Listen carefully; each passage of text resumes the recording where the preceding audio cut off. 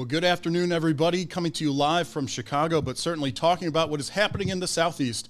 I'm Chip Brewster. Welcome to our Helping After Helene live stream. This is an event that we have really been working towards and honestly already getting underway throughout Nexstar Nation. I actually need to start with what exactly is Nexstar, because I know a lot of you out there are watching this on a local TV station website, and you may be saying, okay, I really am a fan of my Wood TV8 in Grand Rapids or my WSPA in Spartanburg, and going, I'm not quite sure what this Nexstar thing is. Well, like the country, every community is a part of a bigger community. So you may have your hometown, but it is part of a county or a state at that level. Well, that is how Nexstar is. We have stations across the country. In fact, I'm going to bring in a map just so you can see how many stations we have, where they're located in Nexstar. And if we start talking about the path of Helene, you can see which stations were actually impacted by that. Tampa, Florida, Panama City, Dothan, Columbus, and those in this area watching maybe even recognizing some of these stations as they pop up. And so this event, this effort, the recovery effort, it really is personal to those here at Nexstar Media Group, because it's not just about the reporting that's taking place. And that mission continues. It is about the people. It is about those in Nexstar who live in those communities and have friends and family that take part in everyday life. In fact, we may even have reporters, anchors, production members, managers in those areas that have been impacted by this. So we really do take this personal. For anybody that is watching this live stream, how can you help? I'm leading with that because it's what we're going to be talking about for the next hour. And one big way is through donations, both of time and of money. The American Red Cross, we have set up a very special, specific donation site. So if you are on a website, there's a link for you to click. If you are on YouTube, there's a link for you to click. If you're watching this in a place where you can't click a link, here's a QR code. I'm going to keep it in the bottom corner the whole time. And I said that we were already underway right here. It's refreshing every 30 seconds. There goes the update. $165,834. The current total that has been raised through this effort of our Nexstar stations and their websites and their on-air broadcasts, and that number is going to climb. You are going to help us do it over this next hour. And you know what, to lead the way, we're actually going to kick this number off quite a bit more right out of the gate here. I'm going to bring in two guests. First and foremost, sitting to my left is Joy with the American Red Cross. We will be talking to you here more in a second. But big screen, Mr. Gary Whiteman. He's our Executive Vice President of Communication and Chief Communications Officer, Gary, for Nexstar Media Group. And we are starting the live stream, what has been called a telethon. No real tele involved, but nonetheless, with some big news. Please, it's all yours, sir. Thanks, Chip. You know, you've hit the nail on the head. Nexstar has always prided itself on its ability to be part of the communities where our businesses operate. And we have a number of employees who've been impacted by the storm in the same fashion that the other members of the community have been impacted by the storm and by Helene's aftermath. And so it's important to us to give back to the communities. That's always something we've done, and it's something we've prided ourselves on. So today we are making a $25,000 donation from the Nexstar Media Charity Foundation to the American Red Cross, specifically designated for relief for victims of the storm, victims of Hurricane Helene. And we're really happy to be able to do that. And we're really happy, I think, from a corporate side, to be kind of pulling all our resources together and getting our television stations involved in doing this kind of fundraising, in providing a reach out to the community and giving the community a way to donate to this cause to help those who've been impacted by the storm. So we're very happy to be doing this, and I'll throw it back to you. I appreciate that. And I think important to note, too, this number in the top corner that's been running doesn't include that 25,000. So that's just our viewers, our readers who have been making that number go up. But we can just kind of keep in mind throughout this, Nexstar throwing an extra 25K on top of that throughout this live stream. Absolutely. We're, like I said, happy to do it, happy to be able to contribute. Well, Gary, we appreciate you taking the time to lead the live stream that way. I'll let you go, but I'm going to bring Joy in full screen here to react to that. $25,000, that's probably a standard donation for the American Red Cross. That's an amazing donation, and we appreciate Nexstar's efforts, both the corporate donation and then your viewers. The Red Cross can only go and support hurricane relief because of the generosity of donors. The generosity of donors makes it possible for us to be there in the face of emergency, and we are grateful, and we appreciate you hosting this event, this live stream today, to let people know about how severe and tragic this situation is. And we're going to not only fill you all in a little bit more on what exactly those dollars are going toward, but we wanted to actually begin the true content piece of this live stream, talking about the storm itself, right? Because I know not everybody out there has been living through this, or maybe even watching all of that news. But if you are learning about Helene for the first time, or want an update as to its actual impacts, we've got a team here to set you up nicely with that information. And so let me bring in, I want to make sure I'm pushing the right button. Here it is. This is two of those from WGN. So on the right is Demetrius Ivory. He's the chief meteorologist at WGN in Chicago. Bill Snyder on the left, weather producer. I call him Weather Encyclopedia because Bill knows so much. But the two of you are going to give us a sort of synopsis of Helene and its impacts. Well, thanks for having us, and thanks for all the viewers on behalf of Bill and myself. Thanks for everyone who's putting forth their efforts to help. We've been doing this a long time, and it's rare to have a storm like this that affects so many people. Right. And the loss of life. I mean, this is not something that we see every year. No, we see hurricanes, but not to the scope and breadth of damage that this path that this storm took is just. It's horrific. It really is. So let's talk about what we were looking at going into this season. First off, and Bill, you can help me through this one. Yeah. We want to show you what happened in terms of the forecast there for storms there. And if we can go to Max 1. I still have Max 2 loaded in. We do I still have Max 2 loaded into the router. They changed it on me. Even in Chicago, we do that all the time. Okay, I got it this time. Here we go. All right, so name storms. I'll start with this one here. Now, this is the NOAA forecast for 2024. 17 to 25, we're probably going to get there. Yeah, it's still a lot. Right. Hurricanes, 8 to 13. But what you and I talked about going into this season was that everyone was kind of focusing on the top number. Right. And not the bottom number. Yeah, that's the major one hurricane that hits home. Tell people what a major hurricane is, Bill. Major hurricane He's the is encyclopedia. That is one that's a strong storm, like a Category 3 or stronger storm, that impacts part of the lower 48, which is certainly something that Helene has just done. Certainly did. Okay, now here's where we are right now. How about you take us through this? Well, we're at 11 storms right now, and we certainly have more that are out there. It's the active season continues, and we're far from done.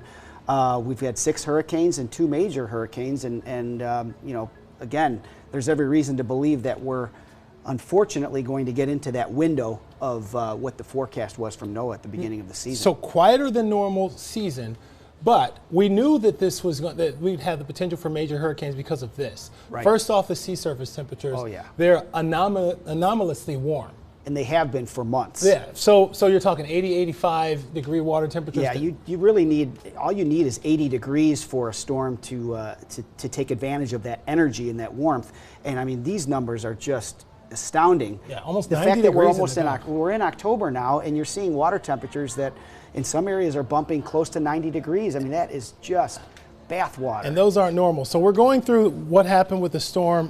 This is just an infrared satellite. This is an infrared satellite. Notice how after the storm made its way on shore, it's going to kind of coil itself. It nestled under high pressure, kind of fused with a closed low pressure system.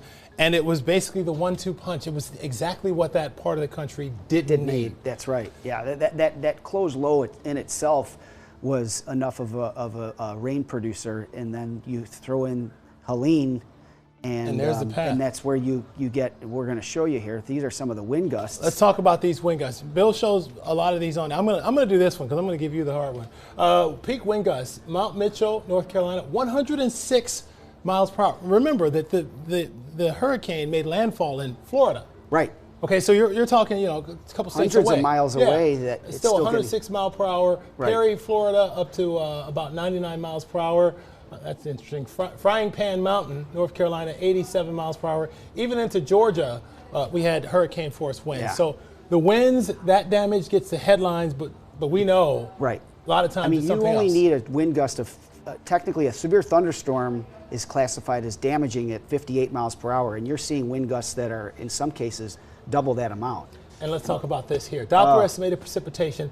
Look here. I mean, this is 12 plus inches of Doppler estimated you see those rain. darker colors there. That just illustrates the amount of rainfall that fell from this storm. It's astounding when you see these numbers here. More on that in a moment, but go ahead, Bill. You take this one. So, North Carolina has been getting all the headlines, and they certainly, with good reason, because when you see rainfall amounts such as this, we're talking rainfall in excess of 1.5 feet in many areas, and in some areas have seen 2 feet of rain. Right. And that's just, there's just no ground or part of the country that can absorb that amount of rainfall. There's just nowhere. And we've talked about, a lot of people have discussed Asheville, North Carolina. Yeah. That's an area that gets about 4.5 inches of rain for the month of September. They got almost 18 inches of rain. From one storm. So the rain ended up, the storm surge, the flooding, the rain and the flooding ended up taking center stage with this storm, which can happen, especially when you're talking about a storm being lifted over the Appalachians and the Smoky Mountains. Right. Let's talk about how much water fell on the country. This even surprises us. These numbers are just astounding. I mean, when you're talking 40 trillion gallons of rainfall is what fell for the storm as it moved over Florida, Georgia, and the Carolinas. 40 trillion. So if you were to ask, what does 40 trillion gallons of water translate to? That is 60 million Olympic-sized swimming pools. That is enough water to fill the Dallas Cowboys football stadium 51,000 times. I mean, that puts it all into perspective, just how much water fell with this storm. No community in the world. And one more that jumped out to me, that it was enough water that fell just from this system, Chip, that it could have covered almost the entire state of Texas with 1 inch of water. Yeah, that's a pretty large state. That's how much rain we got there. So absolutely, those folks it's washed away towns. It's obviously changed people's lives. Roads, people have lost their homes. So, it's horrible. So thank you for being here. This storm is going to go down as probably one of our most costly storms ever in history. And the death toll is just heartbreaking. And those numbers just keep on rising. The story obviously not even yet done being told for us to know where it ranks and the kinds of impacts out there. But the recovery operations are ongoing, which is why that we have this live stream going on today. The need is there. The need is there. Yes. Bill Demetrius, I really appreciate you. Thank you so much for both of you taking the time to give us this synopsis. I'll let you get back because you got news here in like an hour that you need to prepare for. So. We appreciate it. Yeah, thank you for what you're doing. I mean, this is wonderful. There's so many people out there that are in need of help, and the fact that we're able to aid in this is wonderful. So we've got there's a lot of good people out there. And show us what you got. We're here to lend a helping hand. So. There you go. Show us what you got. Thank you, Demetrius and Bill. I'll let you guys get going. And I do want to point out, actually, this number has risen by about $2,000 since we started this live stream, plus the $25 that's coming from Nexstar Corporate. So we are well on our way to having that funding to keep the Red Cross going specifically for this hurricane relief, which I do want to take a moment. Joy, you've been sitting here so nicely. Rebecca, we're coming to you after I ask Joy one question. The funds that we are working on here in this live stream in Nexstar, they're actually being directed specifically to this relief. I didn't even know that that was something you could do when you donate and actually say, no, I want the dollars that I send to the Red Cross to go to Helene hurricane relief. Yes, Hurricane Helene is catastrophic, unprecedented, one of the most deadly storms to hit the country. And the Red Cross goes. We go in advance. We go and send people, but we rely on the generosity of the American public, of your viewers, to help us fund those efforts, to help us get the materials, the supplies, the food, the shelter to people in need. So we go, and we know the public has never failed to help the Red Cross, and we believe that they are going to help with Helene because this is really a tragic and difficult situation for so many across multiple states. Yeah. And we've been hearing the stories coming out of that area. I mean, it's 6 to 10 states, depending on how you quantify where the need is. Obviously, a central path that hurricane traveled along, and perhaps the greatest need is along there. But we have stations, reporters, meteorologists that have been through this hurricane and others. And I want to take a few moments now to hear from one of those, and I'm going to bring in meteorologist Rebecca Berry from WFLA. So that is Tampa, Florida, for those that are unfamiliar with where WFLA is located. And Rebecca, I thank you for taking the time to join us. I know for you, covering hurricanes is nothing new, especially because you guys have the Tracking the Tropics live stream that you guys do. But I'm hoping you can give us some insight to Helene specifically. How is this compared to others you have covered and others you have experienced in the Tampa, Florida area? And so we kept trying to let people know what they could expect in reference to Idalia, which was our most recent storm where we saw a record storm surge, because here in the Tampa area, it really was storm surge that was the issue. So when Idalia moved through, we saw record levels of storm surge, and what the predictions were coming in for Helene was about 2.5 feet above what they saw with Idalia. So we knew people that had never been flooded before were going to have flooding from storm surge. We knew that people weren't really going to understand what that was going to look like. They did call for evacuation zones. We got almost exactly what the storm surge model predicted we would see in terms of storm surge, but that meant a lot of people had a lot of water in their homes. And we were, of course, not in the path of that where the storm made its way on shore. And so we were miles and miles away from the actual center of Helene. And so I think a lot of people were surprised by the effects that we got from Helene with it being so far away. You know, we weren't Perry, Florida. Our northernmost county was still several tens of miles from where the hurricane force winds were really making impact. We got hurricane force gusts along our coast, and we had tropical storm force winds across everywhere else. Only the coastline saw those hurricane force winds, but a lot of areas saw between 4 and 6 feet of storm surge. It entered a lot of homes, even in the bay, not just at the beaches. And what we're finding out in our recovery efforts is how much sand has been displaced. And so they're taking bulldozers to clear roads from sand, much like you do up north with a snowplow. But then it's making giant mountains of sand in people's driveways, so contractors can't get into those homes to help them start tearing all of the flood damaged parts out, and they can't start their recovery because they can't even get to their home because of these giant mounds of sand. So that's really unique. We haven't really seen that. We've never seen a storm surge as high as we have with Helene. And what we're learning from this there is that how to quantify what it looks like in terms of storm surge. And so I think that maybe a lot of meteorologists know what the elevation of your house is. Like, I know my house is at 15 feet. I know my road's at 12 feet. But we're in the weather office kind of coming together to find a way so that people can know how to look up the elevation of their home, because if we're calling for 4 to 6 feet of storm surge and your house is at 5 feet, you can expect water in your home. And we're trying to help people with that messaging moving forward. That's kind of been a big takeaway for the weather team here. And that's actually what I was going to touch on, is that as a meteorologist, a big part of your job when it comes to severe weather is the prediction part. Is, hey, this is what it could be. Let us get those warnings out now so people can be prepared. Is there much that you are involved with as a Tampa, Florida meteorologist on the back end of that, or is that where you hand it off to more the news reporters and those that are heading out of the station to cover the news? And so they like to keep us inside. They don't let us go be outside cats much in terms of reporting on the actual storm itself. But what I have been able to do is sit in our stream center here with JB while we're flying our Eagle 8 helicopter over some of the damage, even before they opened the bridges and people could, and our reporters could get to the barrier islands. We were flying over and looking at all of the cars that had been washed away, at all of the homes that had so much damage, at these, feet and feet of sand that were covering all of the barrier islands. Basically, the Gulf moved over those barrier islands, and it was contiguous into the bay. And so that's why we saw so much damage. So that's been the extent of what I've seen personally, is just from watching the chopper footage. But of course, we have really great veteran reporters here that have been going into those zones every day and finding those stories of people that have just lost everything. And it's so heart-wrenching. But I can say one thing that is unique, and because I have lived in Florida for more than half my life at this point, there's nothing quite like your neighborhood the week after a storm. Everyone's out, they're cleaning their yards up, they're assessing the damage, everyone's talking to each other. It's really the community that you wish you had year round, but everyone comes together to help each other out.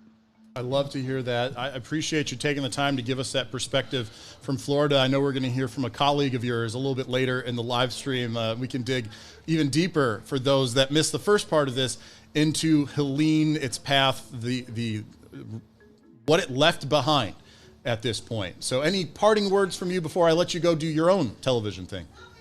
Well, the Red Cross is really near and dear to my heart. My dad is a trained Red Cross volunteer. He trains to go and set up shelters and maintain those shelters during the worst of the worst. And they go where no one else can go. They go into those disaster zones and they give people what they need. They give them shelter, food. They get them their basic needs met when it's basically the worst day of their lives. Thank you. Thank you. All right. Well, Rebecca Berry, thank you so much for taking the time to join us here on this live stream as we talk about recovering from Helene and what those not in that area can do. So I'll let you go, Rebecca, and bring Joy back up. We'll have another guest, another Next Star anchor reporter from another part of the impact zone here. But before we get to her, I want to take some time to talk to Joy, because you are with the American Red Cross, and we've been talking about donations, obviously the main reason that we're doing this particular live stream. And I want to point out again, this number, it started about $165, so we're up $5,000 since this live stream began, which I'm going to go ahead and attribute to all of those watching out here at this point. What are some of those things that those donation dollars are going toward? Well, first, the Red Cross is 90% volunteers. People like Rebecca's father who leave their warm beds, who leave their homes, and we rely on the Weather Service and meteorologists like Rebecca to help us get some of those volunteers out into the communities in advance. We were watching Helene, like Rebecca was, and the other meteorologist, Demetrius, and all were in advance, because we knew it was important we have people and supplies pre-positioned and in place for Helene.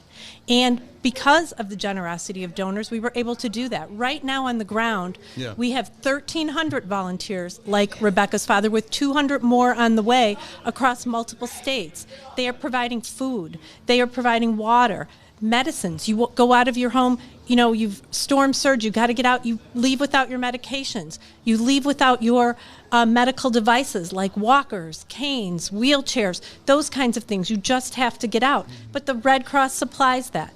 We have counselors, disaster mental health counselors helping people. There are so many things that the Red Cross does in the face of an emergency, and it's because of Next Star and donors like that this can happen.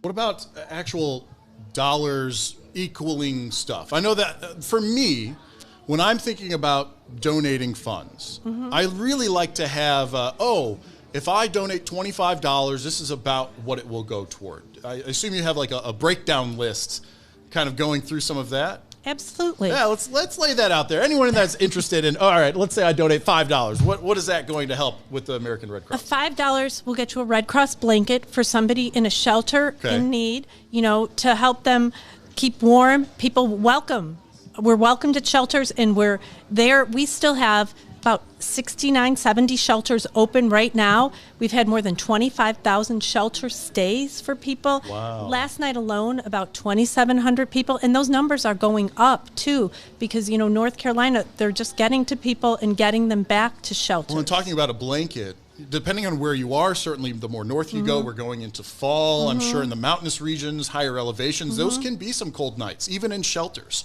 So blankets are probably used by everybody staying in a shelter. Absolutely, the blankets are used. You mentioned $25. Yeah, I did. $25 is medications on average for someone who leaves without. You know what? Let me. I'm going to give a visual. This is a rough visual because we have the list. That's why I knew to ask about a list. But I want people to be able to see what all is involved with this. So let me get this thing pulled up real quick. Just a little bit of behind the scenes magic. Don't you worry yourself about what's happening here. And boom, there it is. Okay, so here's the list that we were just talking about. So you're saying $25. There it is. Average cost to replace those essential medications and access functional needs equipment. That was the cane as an example. Walker, supplies that someone may need. medical supplies. So that's important. We have, healthcare professionals who are in our shelters who can help you with medication should you need that, should you forget that. We have disaster mental health counselors in our shelters. We have volunteers. I love that Rebecca's father is a volunteer because that's so typical of what the Red Cross is about. Volunteers are the backbone of the Red Cross, and these are the people who left their homes to go help others. As a humanitarian organization, we need people like her father and many others. Well, and that's an interesting point to bring up as well. And for those that can't donate dollars, they can donate time. Yes. And it doesn't even have to be that you were a volunteer, an emergency services person. The Red Cross will train them to go into those areas. So I guess here's my question. Is there a need right now as well for people with this particular recovery? There's absolutely a need for people to become volunteers. And you don't need special skills to be a volunteer. We will train you. You can go to redcross.org/volunteer and fill out an application, and you'll be contacted by your local region where you live to be a volunteer. And then they'll help you with the training and the next steps to get on staff and maybe even possibly deploy to Hurricane Helene. This is a big response, massive, and we're going to be at this for many months. We're going to need volunteers over the course of a long time, and we always welcome new volunteers, all ages, everybody, anyone who wants to come, redcross.org/volunteer. Okay, I'm going to bring in Olivia Donnelly next, and she is one of those anchor reporters who has been out covering what the both prior to Helene coming in, but the aftermath as well. I hope that was enough verbal time for Olivia. Yes, you've unmuted. Excellent. Thank you so much, Olivia, for taking the time to join us. So anchor at 7 News, WSPA in Spartanburg, South Carolina. How in the path is Spartanburg? Very much so. Okay. When you gave us the overall map earlier of the areas that were affected, we are right in the line of path of Helene. And Friday, the entire upstate was impacted. We actually have part of our DMA, so our viewership is in Western North Carolina, and that goes for Hendersonville and Asheville as well. So outside of Spartanburg, a significant part of the people that we serve also impacted by Helene and the destruction that followed from the storm, which was absolutely horrific, as we've been mentioning. I have to ask, because in my intro, I know you were here listening to that, I talked about how Nexstar cares because so many of our stations are in that path, and thus so many of our employees are in that path. How are you doing? How is your family and your friends in the area? I am okay. I do not have power. I have not had power since last Friday. So we are on day 7. Wow. And that is there is not an employee at WSPA in Spartanburg, Greenville that has not been impacted by the storm.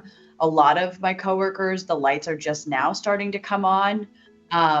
One of our directors he's from Hendersonville, and he could not get home after the storm on Friday.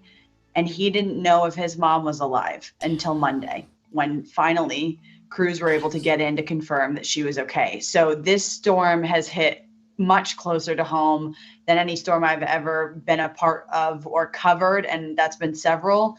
But I am okay. And when you look at the extent of the damages, I am beyond grateful to just be without power, because so many have lost way more than just the lights being out. And I've been able to, thankfully, through Nexstar, through 7 News, we've been able to come to the station where we have showers. There's been hot food, coffee, lights, Wi-Fi. So they have been taking care of us. And I've been very grateful for that. Are you at all impressed with and I apologize to everyone out there that this is going to sound like hey, brag about Nexstar for a minute, but just because Olivia, you just heard her story, right? So this is me curious. Are you at all impressed with the staff that at SPA continuing through doing their jobs despite having had this impact at home? You yourself still without power a week later? Yeah, absolutely. I think that's the nature of journalists in general. And I think it speaks volumes of the team that I'm a part of. And I can't say that I'm surprised at all.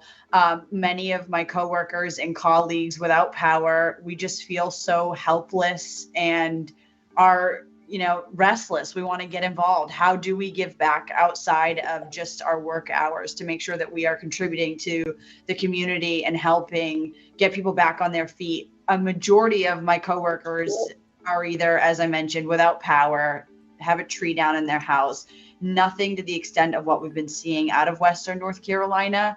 But the response has been, let's help get the word out to people. Let's make sure that we're helping contribute to the community, as we should be doing regularly anyways, and seeing how much of an impact we can make, because we know, as you mentioned earlier, we are barely scratching the surface of what we know right now when it comes to these storm numbers. We're just getting online in terms of power.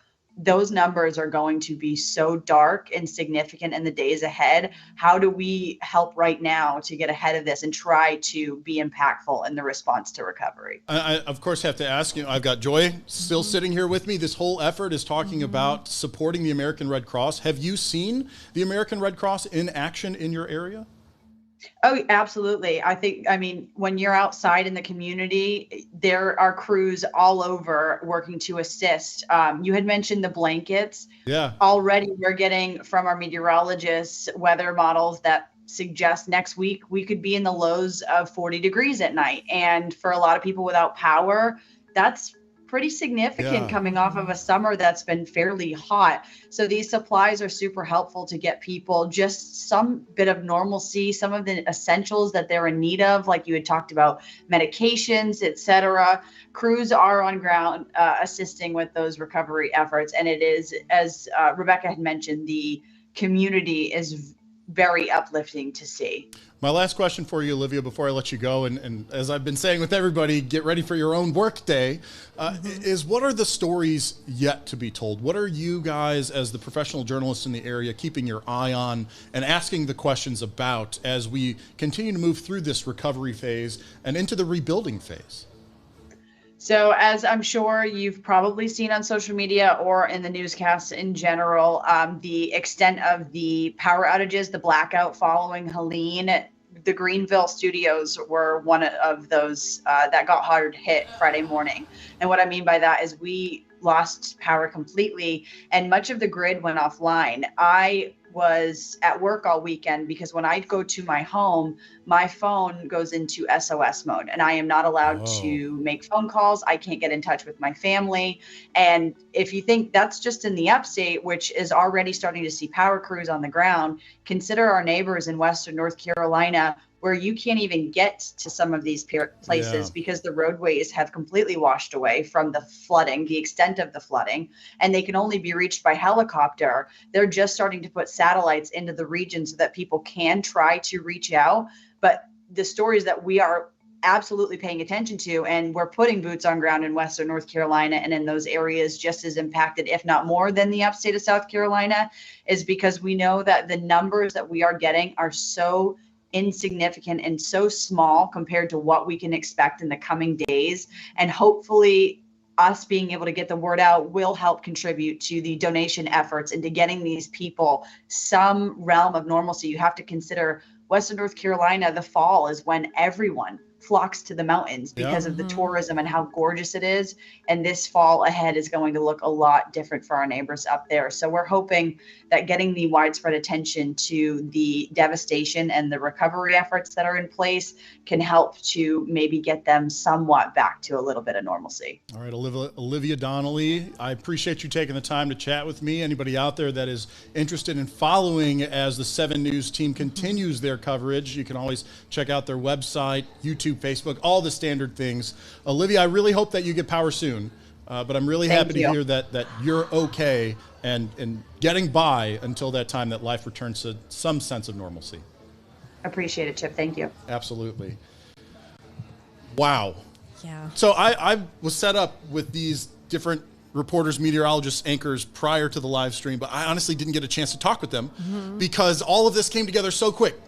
You guys don't even know the behind the scenes of this. It was like 2 days ago. They were like, hey, Chip, can we pull off a 1-hour live stream and incorporate all of these different elements? And I've just been flying since that point. So to hear that story firsthand from someone whose also job it is to go out there and tell those stories. I have to imagine it's a similar feeling for someone with the American Red Cross, that there are volunteers that, yes, go into a disaster area, but also come from a disaster area to support locally. Absolutely. Local volunteers are a core part of, who we are. And there are people whose homes have flooded, and they are out volunteering and helping others because that's what they do. So we've heard a lot of stories about, people standing on their countertops and the water's coming up and they didn't, and it wasn't expected that it would go this far, north and be this widespread. And so these people were taken by surprise. But many of them are, also helping with the recovery effort. We're working with first responders, and many of them were impacted.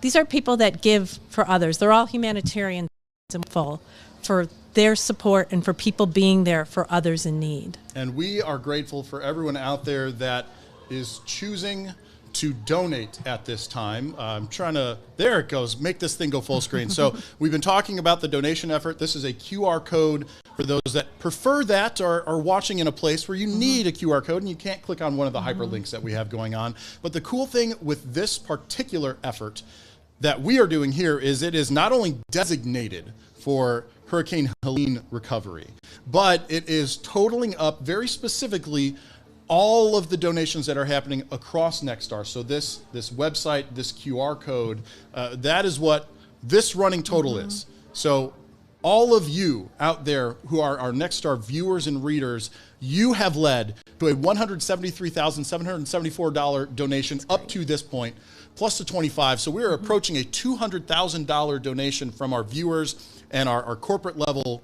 team to this effort. We talked a little bit ago about what those dollars go towards: $5 for a blanket, $8 for a comfort kit with hygiene items and a blanket, $842. That was at the bottom of the list. You know what? Let me just bring it back up real quick. That bottom of the list, I guess you can't see it until I push this button right there, $842, provides food and shelter for a family of 4 for 5 days, which, hearing from Olivia just then, that sounds like it is a huge need right now, just the shelter aspect of what's going on. Absolutely. The shelter aspect's very important because it gives people a safe place where they can have food, where they can rest, where their family can be, and they, can use their phone. They can talk to others who are experiencing the same situation, talk to Red Cross volunteers. It's really that comfort and care aspect of, a safe place to go. And that's part of what the Red Cross does. I have to imagine, when we talk about the hierarchy of needs, food, water, clothing, shelter, that is what you all are really geared at getting to people in this moment. Absolutely. You have to handle the immediate needs first. We're also doing other things, like we have reunification efforts. If somebody has a loved one they haven't heard from, during this situation, they can go to redcross.org/Helene or call 1-800-RED-CROSS and let people know about that person. And we have caseworkers who will work with them on trying to reunify them with their loved one. That is a great message, because this live stream is going out to, I showed that map earlier, and I can bring it back up again in a little bit. I want to get to our next guest, who's a reporter literally on the ground right now, getting ready to show us what's happening around her. But for those that are watching this outside of the impact area, and you have someone that you haven't been in contact with, there's a potential resource there for you as well. Absolutely. Okay, so we have Ansley Daniel standing by. I'm going to bring her in now by pushing this button. There we go. Anchor at News Channel 11, ABC Tri-Cities, which is WJHL, Johnson City, Tennessee. Ansley, not only anchor, but in the field, I can see you. Where are you? What is happening right now behind you? Yeah, so actually, I'm going to flip the camera around so you can see what's in front of me. Oh, in front of you, yeah. This is Interstate 26 here in the Tri-Cities. As you can tell, there is a ton of debris. This interstate is totally washed out on down there. You can't really see it from here. We have been back there. We've been escorted back there, but I can't get back there just by myself right now. Sure. But just take a look at all of this debris. 26 is like this all the way from this point in Northeast Tennessee up and through the Carolinas. Now, we are very, very close to the North Carolina border from where I'm standing. I'd say I'm about, a 30 to 45-minute drive on a good day. But this has absolutely rocked this little town in our viewing area. But unfortunately, this is not the only part of our viewing area. Yeah. A good portion of it, most of our major counties have been impacted by Helene. Ansley, I gotta say, so for anyone that's like, oh, that video picture is kind of meh, and like the audio is a little off every here and there, you're on your phone right now, so you have some kind of communications, but you're also fairly rural. Is this something that you could have accomplished even 2 days ago at this point? Potentially from this area, we are close enough to Johnson City, Okay. which is kind of the main hub. But it would have still been rough. And I would say right now things are probably difficult simply because everybody's being rerouted through this little town here. So a lot on their phone and trying to get around the interstate debacle that we're facing right now. Communication, like you said, has been tough. We have a lot of little areas that are completely cut off from the main part of their community, from the main part of the county. Some folks not even reachable besides an ATV or a four-wheel drive vehicle. Wow. Some of them in the beginning could only be accessible via Black Hawk helicopter. I'm sure, too, that not everybody has been able to reestablish connection, whether that be a physical connection, being able to exit wherever they are, their homes, get back to their homes, or even one by communication. So that's a story that Olivia brought up as well. I'm curious if you're experiencing the same thing in your area, that there are still unaccounted for people. Yes, absolutely. There are lots of folks that are unaccounted for. A lot of us know people who have been impacted by this storm, whether it be damage or they are currently looking for loved ones. So that's been really difficult to cover because obviously, we've lived in these communities. Personally, I've been here for 5 years now. So a lot of these folks that I cover and in these communities are my friends. And then to see them looking for loved ones has been difficult. But we do hope that as more cell towers are brought in and that as communication up, that those missing numbers will go down. However, we also know that on the other end, right now, the death toll is kind of low. And so we are concerned that that's going to rise. Yeah. So I've got 2 questions that I asked Olivia, but I definitely have to ask you these same 2 questions as well. You just mentioned it. You've been a resident there for a number of years. Were you impacted? How are you doing in the aftermath of Helene? So thankfully, I'm very fortunate where I live in Johnson City and where our main station is, where most of the folks at WJHL obviously saw the rain coming in. There was a few down streets, but we all, knock on wood, and very thankfully have had power throughout. We have all had water throughout this. We are being asked to conserve water now, but thankfully we have not water. Now, I know folks that are personally impacted in other counties. A friend of mine was actually doing swiftwater rescue here. He came back and everything in his house was gone. He had 8.5 feet of water in his house. I've got another friend that lives in the county without water. She doesn't, she's got kids. And so that's really difficult. And then there are, countless other folks at the station that ways or still looking for, loved ones of loved ones. So a lot of us have been touched or, know folks personally impacted by this storm. And then that other question I wanted to ask, I've got Joy sitting next to me, one of the national spokespeople for the American Red Cross, is have you seen the American Red Cross in action within your viewing area? Yes, I have. Now, I have not seen them here in Irwin where I'm currently at, but I do know that they are here via video. And my colleagues that have been out here, I did see some of them yesterday at Elizabethton High School in Carter County. That's one of the neighboring counties here, and of course in our viewing area. We do know that they're there. We saw them yesterday. They met with the governor. They were coordinating efforts there. I know they're on the ground in other counties as well, but yesterday they were coordinating the shelter there. They were coordinating meals, not only for the folks in the shelter, but also the volunteers in and around the high school. That was kind of the, the main operation area. So they were starting to, do some coordination for the volunteers and the folks impacted. And I think that you did mention earlier, I was able to listen in just a teeny bit. Yeah. A lot of those folks are local and they also have been impacted by this in various ways. Maybe they're without power, maybe they're without water, but yet they are still out here giving back and signing up for these shifts to be able to help their community, which is really incredible. Amazing. Well, Ansley Daniel, who's literally checking in with us from being on the job and reporting, I'm going to let you get back to your story of the day. I hope anyone out there that is interested in continuing to watch your coverage checks out News Channel 11. You don't have to be local, everybody. That's why the internet exists. If you want to get the local story, go to the local website. Ansley, thanks so much. Thank you. There it was. I was going to say, I'm going to assume she said thank you because we've had that delay going on there. So hearing stories on this live stream, wherever you're watching, but I just mentioned it. Nexstar as a company has stations all across the country. In fact, this is a great time to go ahead and bring that map back in. Let me bring that map back in. Here you go. If you didn't know, Nexstar owns and operates 200 different TV stations, 116 U.S. markets. And so hopefully we are catching every single one of these right now where people are watching and letting you guys know that there is a way for you to help. I've noticed that my cool little live contribution bug is not updating, but that's okay because I have the website right here so I can do a live check-in. And we are up to $174,034. We started at about $165. So just in the course of these 45 minutes, yes, Jeff, I see your reaction face. In the course of these 45 minutes, we've raised almost $10,000. Now, I know there's a big effort going on there across all Nexstar stations, so I can't necessarily attribute it just to the live stream. But Joy, I'm going to. Okay. Because we're here and we're putting this on and getting the message out as best we can across all of these different areas in the United States there. And my little thing started updating again. I want to take a moment, Joy, before we bring in our last on-the-ground guest, who is the chief meteorologist out of Tampa at WFLA, just to ask you a bit more about the recovery effort as seen by the Red Cross. And here I brought up, I have the photo slideshow, the other one, and then the video to talk about.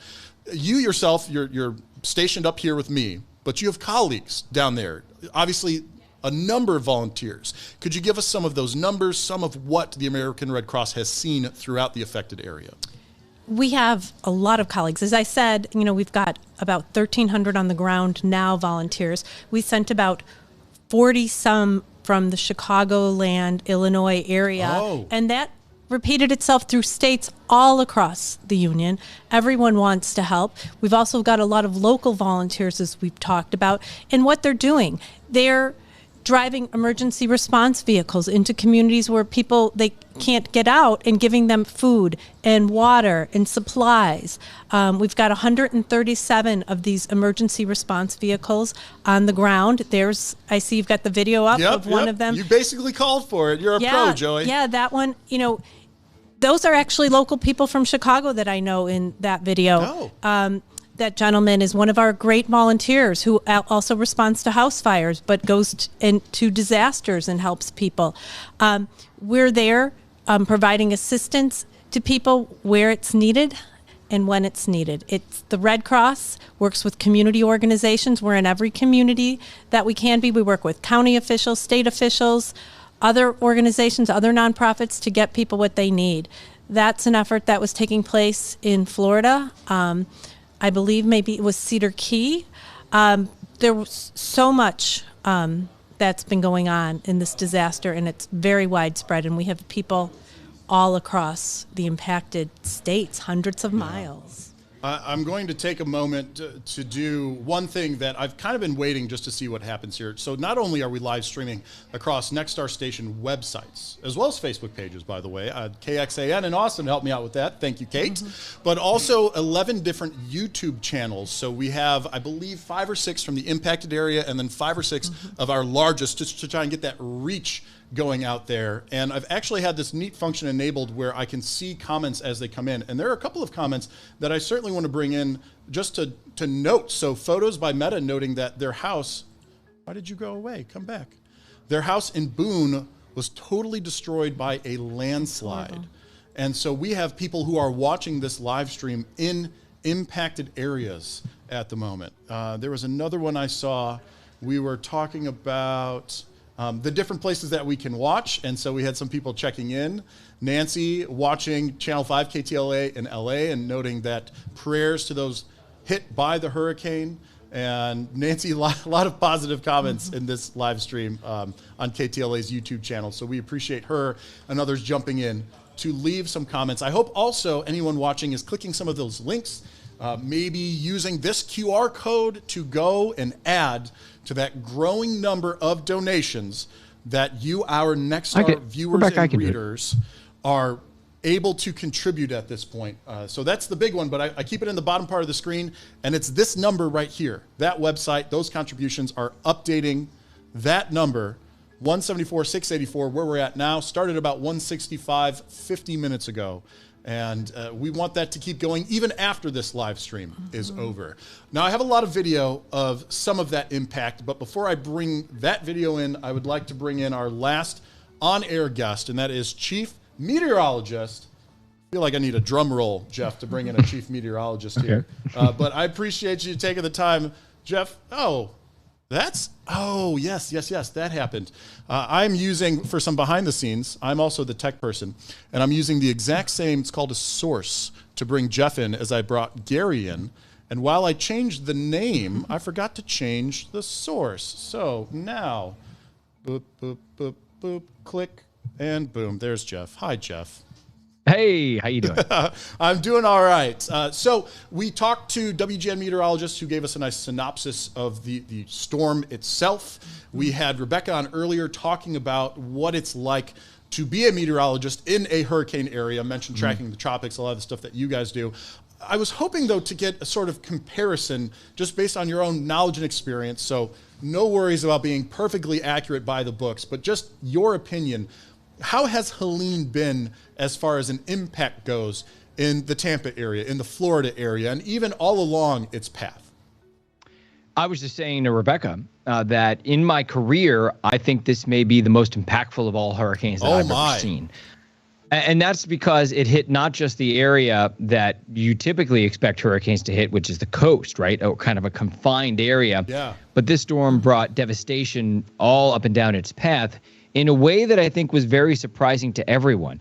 It was surprising for people in the Tampa Bay area to have 7 feet of surge when the storm center was 100 miles off the coast. I talked to people locally here, and I said, is there anything I could have said that would have convinced you how bad it was? And they said, no, you couldn't have, because the storm was 100 miles off the coast. So they are just used to what the impacts are for a storm that's, the center of the storm so far away. And when it came to the Carolinas, we saw that train wreck coming as meteorologists. We knew that this was going to be a devastating flood for the Carolinas. I don't think we could picture how devastating it would be, but we knew that it was going to be very bad. And again, the folks there would have never expected this because they don't have any experience with hurricanes. So I would say that this was probably, and for many, it will go down in the history books as the most impactful hurricane in modern history to hit the United States. Not the strongest, but I would say the most impactful because it impacted such a large swath of people who just didn't expect it to have the impacts that it did. Well, and I'm glad that you brought up kind of a bit of a comparison, not the strongest per se, but it was unique in the longevity that it had, and more importantly, the areas that it hit. So a lot of the video that I have is from the North Carolina. We keep bringing up Asheville because of that tremendous amount of rain. Was that expected going into this?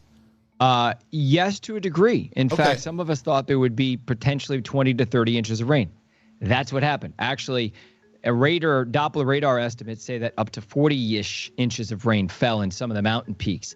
Wow. We've seen this happen a few times over the past 100, 150 years where tropical systems slam into the mountains. They dump all their rain. So this has happened before, but probably not quite to this degree. I was just looking at a map from the National Weather Service showing that this was a 1 in 1,000 year flood, or really, in some cases, it was probably a 1 in 10,000 year flood.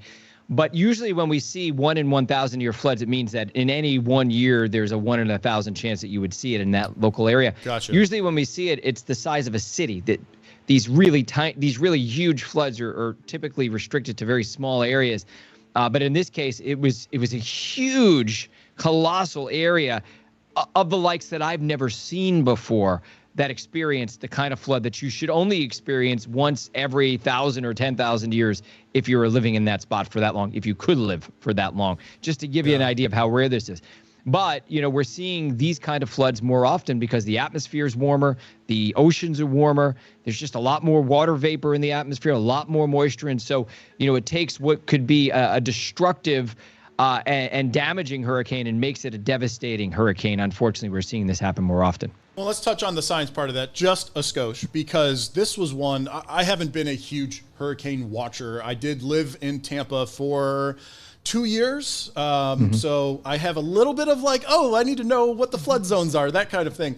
But this one went, and it was predicted to be this way, from next to nothing to a category 4 before making landfall. Is there any precedence for the amount of intensity that it gained in such a short period of time?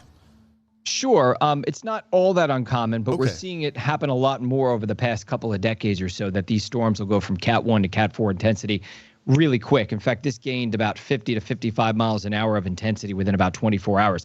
So that's not abnormal, but it doesn't make it any better because, you know, it was intensifying right up to the coast. And that's something that we're seeing a lot more often, too.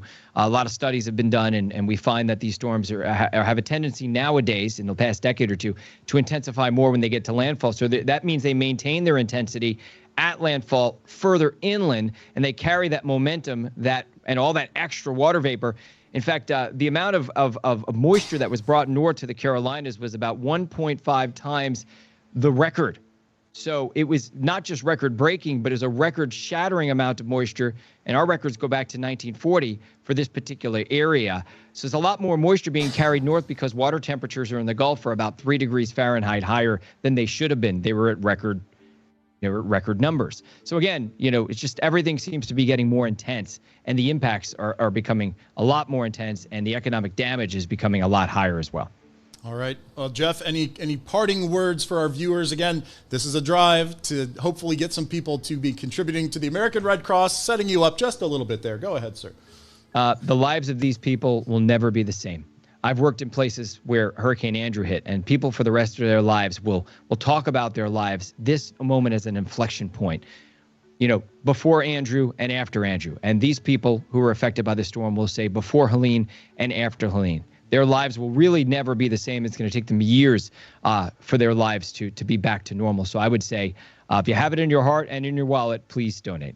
All right, Jeff, thank you so much for taking that time. I'll bring that QR code up big one more time. And you're clear, Jeff, no worries. So for those that are looking to add their dollars to the donation total, we have options. There's the QR code. If you're watching on your local Next Star Station website, that story has the direct link. If you happen to be watching on one of the YouTube channels, those have pinned comments with the link as well as in the description. And then we also have this going out on multiple Facebook pages. So a lot of different avenues for you to get to that donation link and give what you can. We are updating to 175, 134, started 57 minutes ago at about 165,000. So over the course of an hour, $10,000 plus another 25 from Next Star Corporate at this point. These dollars, American Red Cross is already on the ground. Yes. And so this is about sustaining your operations until the need is no longer needed. Is there any kind of estimate, any kind of timeline when it comes to that kind of thing? Well, we are in a mode of continuous response. There were 3 hurricanes that hit Florida, you know, just this season so far, including Helene. There are wildfires on the West Coast. We're responding continuously, and we will be responding to Hurricane Helene as long as it takes. Every dollar counts. Every donation is important because we will continue to stay, we will continue to be there, and we will continue to help people in this crisis. This has changed people's lives forever. People are hurting. This is really horrific for so many. And oftentimes these storms hit, you know, the same people over and over again, right? The climate crisis has caused so many more intense storms. Yeah. As Demetrius and all have said, you know, the water of the Gulf is very warm, and that sparks more storms and makes it, you know, difficult for people to recover again and again. I deployed to Ian, you know, just 2 years ago, and saw so many homes that were leveled and devastated, and people who, you know, had retired. This was their life savings. Yeah. And, you know, it's hitting oftentimes many of the same people over and over again, many of the same communities, and we are in the communities. We're there to help people, and we're proud, so proud of the volunteers who go and help, and we'll be there as long as we're needed. And for those that haven't been seeing the video, I've been putting some up here. I'm going to do something kind of funky just because my friend in Tampa is sending it to me. This is going to have Jeff's name on it, but what you're looking at is some video. We had Rebecca Berry on earlier talking about the storm surge and how much sand it brought with it. Wow. So this is video from I believe they call it Chopper 8, but WFLA's helicopter. And you can see the piles of sand that Rebecca was describing, almost as if these homes were built directly on the beach. I saw earlier, he was sending me the same feed, plows going through, as Rebecca was telling us too, to set it to the side. So there you go, as it sort of zooms out. That is just one of those impacts. I've also been bringing up other impacts here. So this rural mountain communities, we've been talking about this, and the amount of rain, 40 trillion gallons total that Helene dropped. And the type of impact that it's having, I think Jeff put it the best. You said it in a very similar way, that this storm is having such an impact on people's lives that it is a true turning point in their life, that they will refer to times before that storm and times after that storm. And right now, the after that storm is still very real. There's so many people that still need help, whether they don't have power. As we heard from one of our Next Star anchors, they still don't have power, whether their homes were washed away, whether they're still looking for their friends and family. And the American Red Cross is doing its part to be there to get those base needs served while recovery continues and eventually rebuilding begins. So here's that QR code one more time. We're about to wrap up this live stream, but know that even though the live stream is ending, the effort is not ending. Our Next Star stations, this live link is going to continue, and we will keep trying our best to help you guys, the American Red Cross, help those in need, which, as I've stated, includes many of our own. So one last check-in here for our current contributions number, which, like I said, has gone up about $10,000 since we began this live stream. And then, Joy, I also wanted to give you just one more moment for some final words before we end this effort right here. We're grateful to Next Star and your viewers for making a difference to people in need. The Red Cross is proud to say that 90 cents on every dollar